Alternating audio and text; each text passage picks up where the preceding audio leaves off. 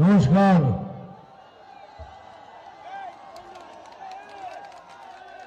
না, এখানে অনেক প্রবলেম আছে, অনেক চেঁচামেচি যদি একটু কম করেন তাহলে আমি কিছু কথা বলতে পারবো, নইলে বলতে পারবো।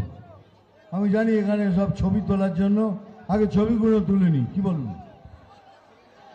তুলুন।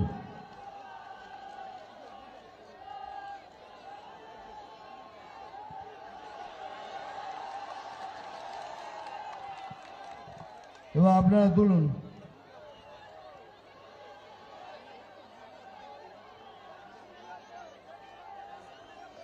হয়ে গেছে, থ্যাংক ইউ।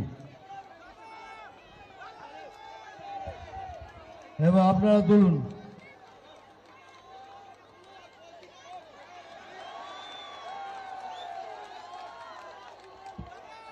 হয়েছে, এবার আপনারা তুলুন। হয়ে গেছে। এইবার কেউ কথা বলবেন না, সবাইকে ফটো দিয়েছি, চুপচাপ বসে বসে শুনবেন। কেন আমি এত দূর থেকে আপনাদের কাছে এসেছি সেটা শোনা দরকার না? আপনারা বেশি বলছেন কথা, আপনারা কেউ কথা বলবেন না সামনে। বৌদি, আপনাদের রিকোয়েস্ট করছি কিছু বলবেন না, আমি অনেক দূর থেকে আসছি আপনাদের সাথে কিছু কথা বলার জন্য।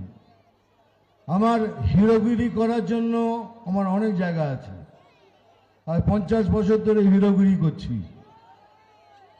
তো এখানে এসে তো হিরো হতে আসিনি, এখানে এসছি আমার ভাতারের ভাই বোন বন্ধুদের সাথে দেখা করতে, আপনাদের সাথে কথা বলতে, আপনাদের কিছু বোঝাতে।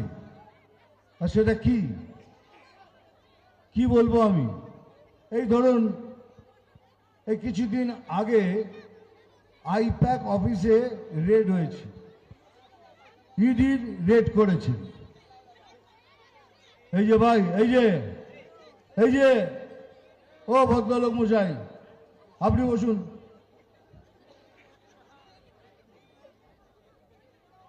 ইডি রেড করেছে। ইডি মানেই বিজেপি নয়, সিবিআই মানেই বিজেপি নয়, এটা একটা অন্য সংস্থা। কিন্তু তবু এই প্রশাসন এটা আমাদের ঘাড়ে চাপিয়ে দিয়েছে, যেটা সব বিজেপি করছে। ধরে নিলাম বিজেপি করছে, তাহলে ইডি কার বাড়িতে রেড করে, সিবিআই কার বাড়িতে রেড করে? যারা চুরি চামারি করে তাদের বাড়িতেই রেড করে। আপনার বাড়িতে রেড করেছে? আপনার এখানে কারোর বাড়িতে রেড করেনি তো?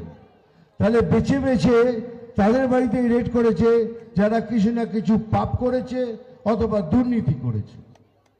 এখন হচ্ছে রেড তো করলো হঠাৎ আমাদের রাজ্যের সব থেকে বড় যিনি, উনি অফিসে ঢুকে গেলেন, ঢুকে গিয়ে ল্যাপটপ কম্পিউটার ফাইল যা ছিল সব কিছু হাবড়ে ভাবড়ে নিয়ে চলে এলেন। আমার প্রশ্নটা হলো, আপনি কেন নিয়ে গেলেন? আপনার কিসের ভয়?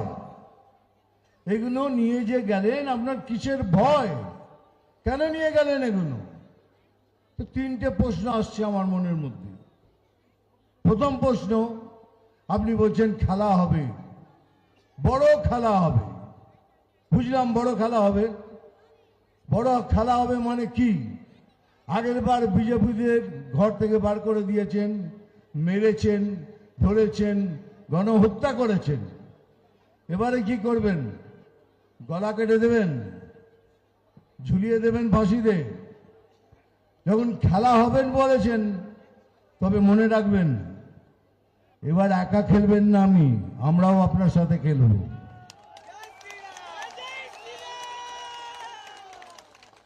আমরা দুজনে মিলেমিশে মাঠে খেলবো, আর তারপরে পেনাল্টিতে বল বসে কি করে গোল করতে হয় সেটাও দেখিয়ে দেব।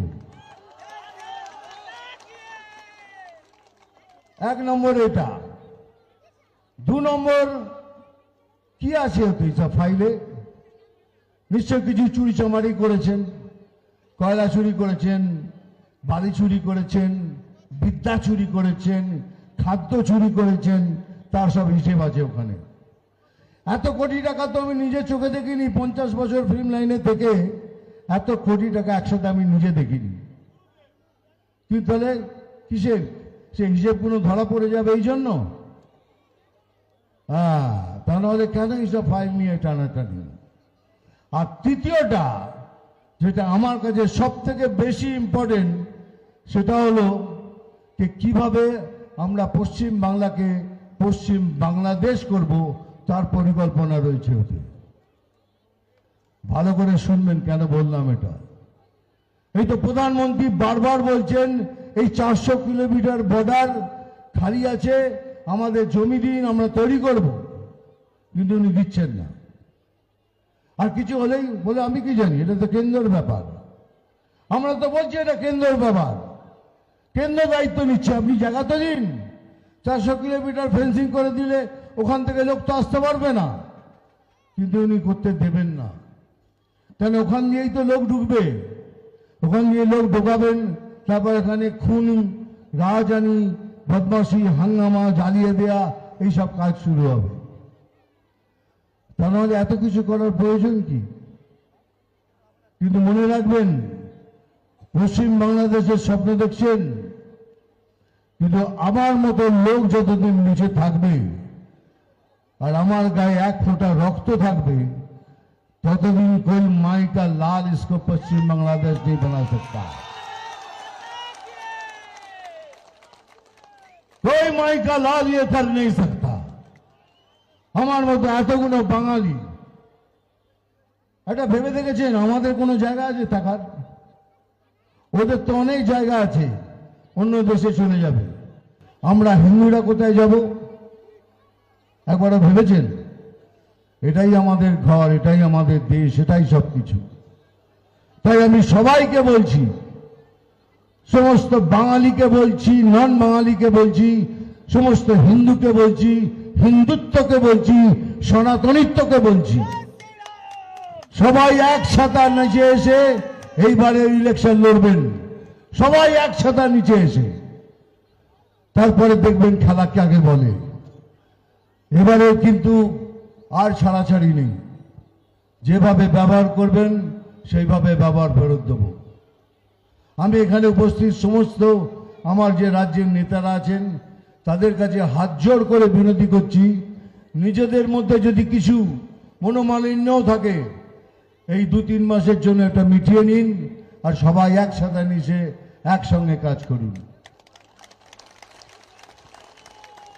এই দেখুন না, লক্ষ্মী ভান্ডার খুব ভালো তো, 1000 টাকা লক্ষ্মী ভান্ডার পান, নেবেন, নিশ্চয়ই নেবেন 1000 টাকা, কারণ এটা আপনাদের টাকা, আপনাদের ট্যাক্স দেওয়া টাকা, 1 পয়সাও ছাড়বেন না, নেবেন।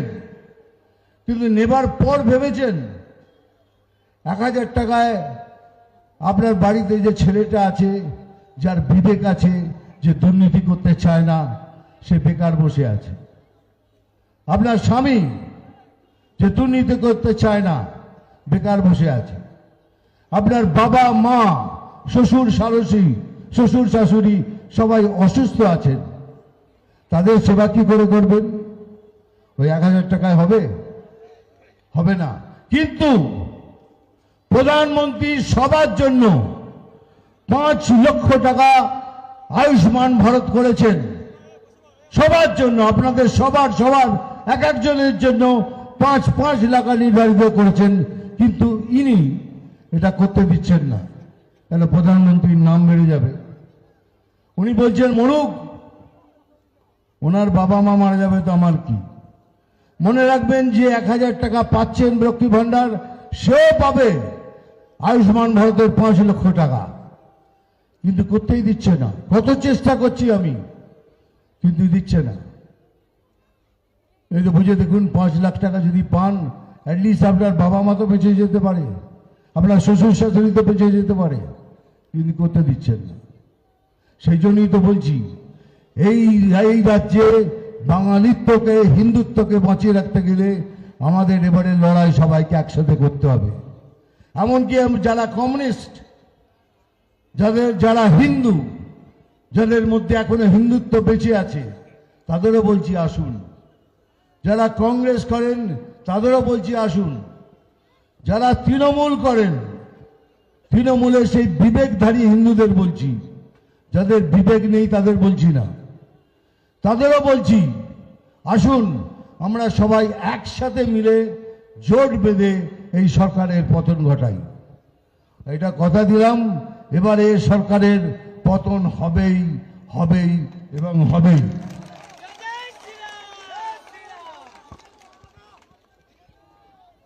এইবার রয়ে গেল একটু ছোট্ট ছোট্ট কথা, কারণ এত কথা বলার পেছনে কিছু তো মতলব থাকবে। আমি কোনো হ্যাঁ বেটা সবসময় ডায়লগ বলতে পারবি,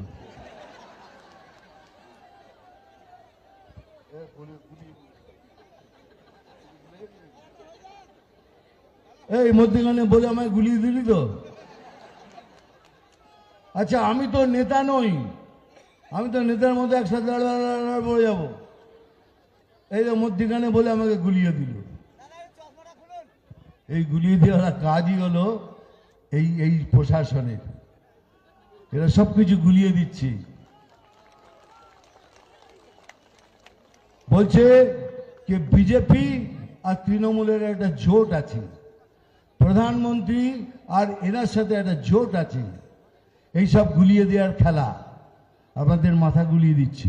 যদি তাই হতো তাহলে আমি এত দূর থেকে এখানে এসে আপনাদের সব কথা শোনাতাম? আমি তো আসতাম না। সব মিথ্যে কথা, সব বানিয়ে বানিয়ে কথা বলা, তাতে আপনাদের মন বিভ্রান্ত হয়ে যাক। কারোর সাথে কোনো জোট নেই। আপনি কোনদিন শুনেছেন বিজেপি ছাড়া কোনো পার্টি বলছে যে তৃণমূলকে হটাও? কোনো পার্টি বলে না, দেখবেন তৃণমূলকে হটাও, খালি বলছে বিজেপি কো হটাও, বিজেপি কো হটাও। বিজেপি একা লড়ছে সমস্ত পার্টির বিরুদ্ধে, সব কটা বিরোধ পার্টি একদিকে আর বিজেপি একদিকে। আমরা একসাথে এক হয়ে একাই লড়ছি, আর লড়বো আগে, কালকেও লড়বো, যতদিন না এই ভ্রষ্টাচারী প্রশাসন এখান থেকে যাচ্ছে। বিজেপি লড়তেই থাকবে, বিজেপি ছাড়া কোনো বিকল্প নেই। আমরা মুসলমানদের বিরুদ্ধে নয়, আমরা ভারতীয় মুসলমানদের বিরুদ্ধে নয়, আমরা যারা এই দেশে থেকে দেশের ক্ষতি করার চেষ্টা করে আমরা তাদের বিরুদ্ধে। আমরা তাদের বিরুদ্ধে ছিলাম, আছি এবং কালকেও থাকবো। তা নাহলে এটা কেমন করে হচ্ছে? একটা ছোট্ট মেয়ে গান গাইছে দুর্গা মায়ের, তাকে এসে বলা হচ্ছে এখানে মায়ের গান চলবে না। ভাবতে পারেন পশ্চিমবাংলায় আমি দুর্গা মায়ের নাম নিতে পারবো না, কোনো মায়ের নাম নিতে পারবো না? এটা কোনোদিন ভেবেছেন? কিন্তু এখন হচ্ছে, মেয়েকে ধমকি দেওয়া হচ্ছে। আরে মা, যে কোনো ধর্মীয় কিতাব তুলে নিন, ধর্মীয় বই তুলে নিন, তাতে লেখা আছে মায়ের পায়ের নিচে স্বর্গ, मां के पैरों तले स्वर्ग है।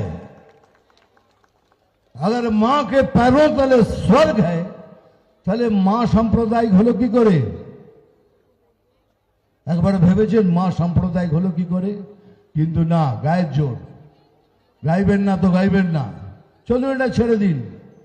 কিছুদিন আগে মধুবন্তী বলে একটি মেয়ে লালন ফকিরের মেলায় গান গাইতে গিয়েছিল, তাকেও ধমকি দেওয়া হয়েছে এখানে মায়ের গান গাইবে না। এটা কি হচ্ছে? এটা আমাদের পশ্চিমবাংলা। তাই বলছি সময় এসে গেছে, এখন আর দেরি করবেন না। বাড়িতে বাড়িতে সবার বাড়িতে নিজে গিয়ে নিজের আত্মীয়দের বলুন এবার আমাদের একসাথে হয়ে ভোট করতে হবে, তবেই আমরা জিতব। মনে থাকবেন এই বাংলায় আমরা এতদিন অবধি খুব ভালোভাবে সুখে শান্তিতে ছিলাম। হিন্দু মুসলমানদের মধ্যে কোনো ঝগড়া ছিল না। এই যবে থেকে এই প্রশাসন এসছে তবে থেকে শুরু হয়েছে হিন্দু মুসলমানের বিচ্ছেদ। তার আগে তো কোনোদিন ছিল না, তার আগে যে যেরকম ভোট করেছি। আজকেই কেন হচ্ছে? ওই একটাই কারণ, তো উনি চান আমার ভোটগুলো পাক। পান না আপনি ভোট, নিয়ে যান আপনার ভোট, আমরা কেউ বাধা দেব না, কিন্তু আপনিও আমাদের ভোটে বাধা দেবেন না। কিন্তু তাহলে খেলা হবে, দুজনে মিলে মাঠে খেলবো, আর তারপরে পেনাল্টিতে গোল দেবো। জানি এবার আমার শেষ কর্তব্যগুলো করতে হবে, সেটা হলো ডায়লগ বলা। জল খান তো, আবার গুলিয়ে দেবে নয়তো।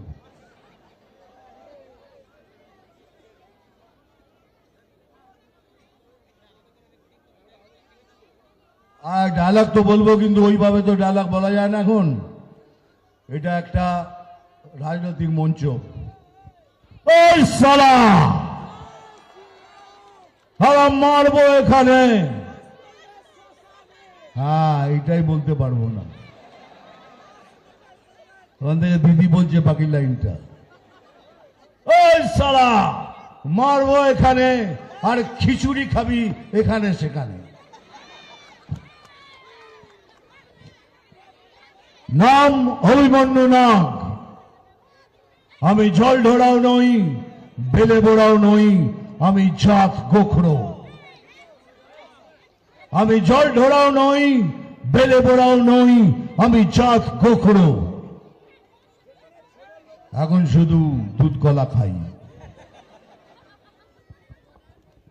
নাম তুফান, বছরে এক আধবার আসি, যখন আসি তখন প্রলয় ঘটে, আর যখন যাই যারা নিজেকে ভগবান মনে করে তারা তাদের অস্তিত্ব খুঁজে বেড়ায়।